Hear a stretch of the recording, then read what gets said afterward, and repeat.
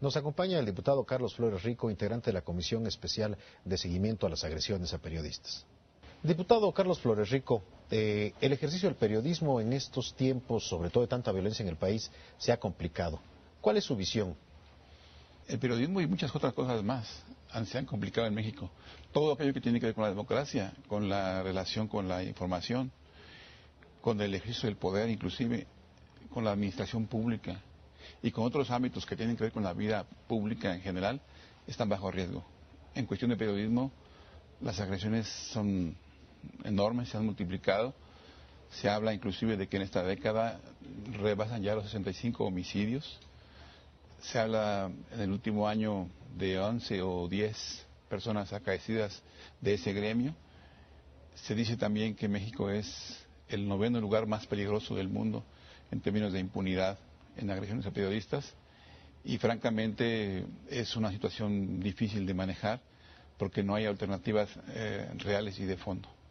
¿Cómo defenderse los periodistas, los medios de comunicación de esto que está ocurriendo? Se ha dicho bastante. La propia agrupación interamericana de los periodistas, la CIP, y el Consejo de Protección a los Periodistas hablan de ampliar y profundizar la protección en términos de leyes que ayuden a federalizar el delito para que sea perseguido por las autoridades federales. Se habla también de elevar a nivel de un gran nivel un grupo de notables o de autoridades connotables que puedan establecer un mecanismo de protección general. Se habla también de establecer protección individual a los periodistas. Sin embargo, creo que esas soluciones, si bien son de apreciar y de reconocer, no creo que vayan al fondo.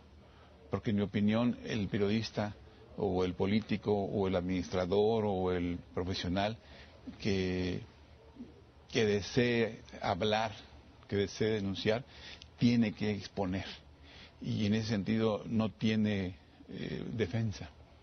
Creo que la mejor defensa, más que un chaleco de balas o unos guardaespaldas o una patrulla que te vaya ayudando o una brigada de protección, es mucho menos efectiva que la verdad del periodista, que su mensaje, que su difusión, que su capacidad de influir en los demás y de denunciar.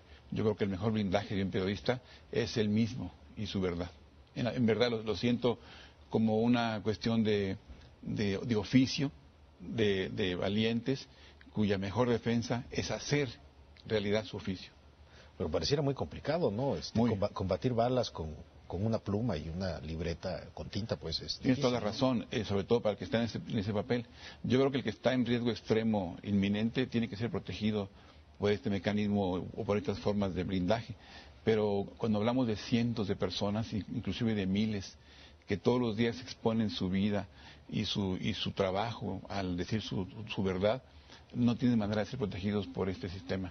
Creo que lo mejor es que el periodista y los periodistas en general, el gremio en su conjunto, ejerza su oficio de la manera más amplia, más objetiva, más certera, más fundamental, y creo que en eso está su defensa. Yo siento que la democracia no es un asunto de blindajes mediante mecanismos logísticos. Creo que la democracia es un asunto que tiene que conquistarse, que tiene que ganarse. Y el periodista, como lo hacen cientos de miles que están en el mundo trabajando en zonas de riesgo, en zonas de dificultad o en gobiernos opresivos o en persecuciones consecutivas o sistemáticas, tienen como mejor defensa su verdad. Yo siento que esa es la solución. Insisto, sin menospreciar, sin menoscabar la posibilidad de que quien esté en riesgo inminente de ataque o de amenaza corporal o física y que tenga que ser protegido por la autoridad y por la legislación en su conjunto, insisto que la mejor forma de que un periodista se defienda es hablando, diciendo, denunciando, ejerciendo. ¿Y el gobierno federal qué papel jugaría en este...? Tiene que establecer una diferencia entre protección de un periodista o de un médico cirujano o de un político o de un administrador o de un empresario, una política general de seguridad pública. Para mí, la solución no está en proteger a un personaje vulnerable, que insisto, no se puede despreciar, y sobre todo en momentos de crisis. Pero para mí el Estado mexicano está obligado a establecer un clima general de seguridad ciudadana, de seguridad pública, de la cual se pueden beneficiar todos aquellos personajes que están, digamos, en riesgo por su profesión o por su oficio, pero sobre todo y junto a ellos, el conjunto de la población. Mientras no haya un ambiente de seguridad pública en general, ningún mecanismo de protección individual o selectiva podrá ser funcional. ¿Está en riesgo la libertad de expresión, el derecho a la información? Creo que sí. Sí está en riesgo, sobre todo si tenemos impunidades de ese tamaño como México enfrenta. Más del 90% de los crímenes, no solo los homicidios, sino las agresiones en su conjunto, están impunes. Y eso establece un clima de altísimo riesgo. Déjame decirte simplemente que ese índice inclusive es muy parecido al índice general, Claro. que es del 96-97%. Entonces, cuando hablamos de una sociedad con altos índices de impunidad, creo que todo está en riesgo. La democracia misma está en riesgo. ¿Qué hacer? Pues pareciera, digo, usted comenta que tendríamos que blindarnos diciendo la verdad. ¿Sería suficiente con eso? No, eso es fundamental y eso es inevitable y es sine qua non.